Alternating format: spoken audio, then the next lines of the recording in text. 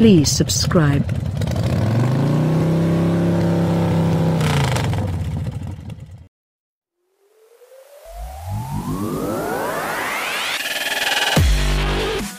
Diesel is now synonymous with dirty, thanks to Dieselgate, and as a result, oil burners lost favor in the mainstream. General Motors, however, thinks there's still a future for the diesel engine and wants to prove that it's not as bad as we think it is.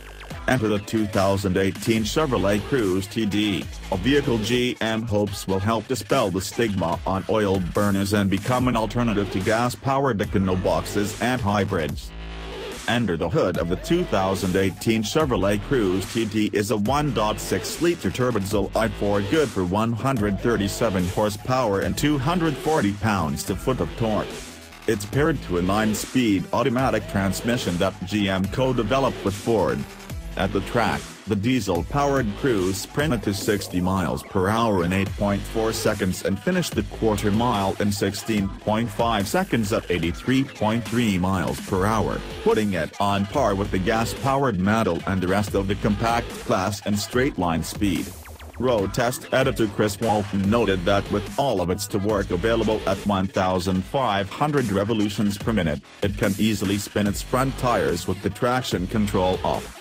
Walton also noted that the 9-speed automatic shifts so quickly and smoothly that you can't even feel it shifting through around 6 gears on the acceleration run.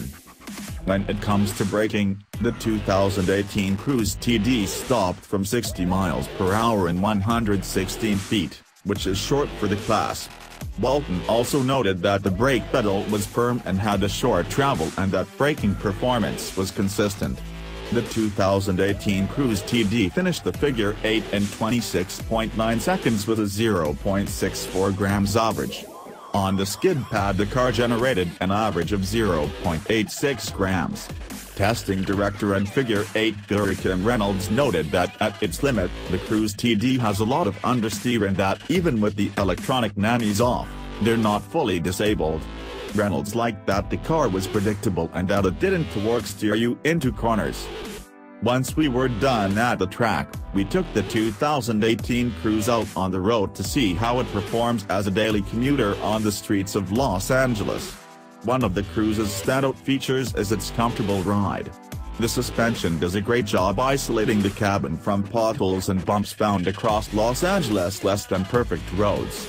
With the optional 18-inch alloy wheels that come with the RS package on the diesel hatchback and the gas-powered Premier trims, the car does get unsettled over large imperfections. Like the Cruze Premier, the Cruze TD with the RS package comes with the Watts linkage rear suspension, Z-Link and GM Speak, which helps it ride better than variants with a more common torsion beam. When equipped with the optional 18-inch alloy wheels shod in 225/40 or 18 tires, the Cruze TD is a secure handling car. Sadly, it doesn't have the fun and engaging character of the Mazda 3, and it lacks the handling prowess of rivals such as the Ford Focus, Honda Civic, and Volkswagen Golf. Think of the Cruze TD as the comfortable cruiser rather than a tossable, agile, and sporty compact. Steering is well-weighted, light at low speeds and heavy at highway speeds. There's not much communication or feedback, but at least it gives you a secure feeling on the road. As for the 1.6-liter turbodiesel i4, it offers generous low-end torque, so it can easily get you up grades and steep inclines, but it suffers from plenty of turbo lag. There's not much power, only 137 horsepower, and it shows. You rely on the 240 pounds-to-foot of torque to get you moving. The 9-speed automatic shifts quickly and isn't stingy with downshifts. In traffic, however, it easily gets confused, constantly hunting for gears at low speeds. Because it's clearly tuned for fuel economy, the transmission always wants to get to the highest gear as soon as possible. You can manually shift it via the switch on top of the shifter, but it's slow to respond and accessible only if you put it in L mode. One thing you will notice is the diesel engine's lack of refinement. On a cold day, it clatters loudly until it gets to its proper operating temperature, where it quiets down. There's also an excessive amount of vibration, and you feel it on the accelerator pedal. When you get on the throttle, the vibrations get more noticeable as the engine revs higher. The start-stop system, which isn't defeatable, is rough and causes the car to shake every time it turns on or off at stoplights. Our automatic-equipped tester earned a 30/45 of a mile per gallon city highway rating from the EPA, but our friends at Real MPG testing revealed an even better result of 33.8/45.2 miles per gallon. Should you want even better highway fuel economy, the Cruise TD equipped with a 6-speed manual gets an EPA rating of 29.48 of a mile per gallon for the hatch or 30.50 of a mile per gallon for the sedan. The automatic-equipped sedan is rated at 31.47 of a mile per gallon. The interior is a mixed bag. There are plenty of padded areas where your arms would fall, but around them are hard plastics that feel cheap. Build quality is questionable. There are a number of panel gaps, especially on the center stack where the plastic bits are misaligned. Seat comfort, on the other hand, is wonderful, thanks to the soft cushions inside bolsters, all of which make it a good place to spend time. Rear seat space is great with good head and legroom for 2 average-sized adults for long drives. 3 in a pinch is doable, thanks to the small center tunnel. Older passengers might feel a little claustrophobic because of the swoopy roofline, which does cut into headroom. Chevrolet's MyLink infotainment system is available in the 2018 Cruise TD. In our tester's case we had the optional 8.0-inch touchscreen, which is only available on automatic models with a technology package in the hatch or driver confidence, sun and sound package in the sedan. Like in other Chevrolet models, MyLink is intuitive and doesn't require you to consult the owner's manual to learn all of its functions.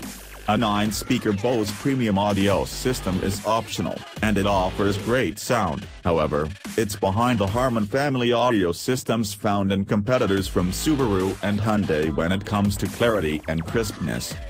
Android Auto and Apple CarPlay are well integrated into the interface, which makes accessing Google Maps or Apple Maps a breeze, but there's no onboard navigation system offered on the Cruise TD.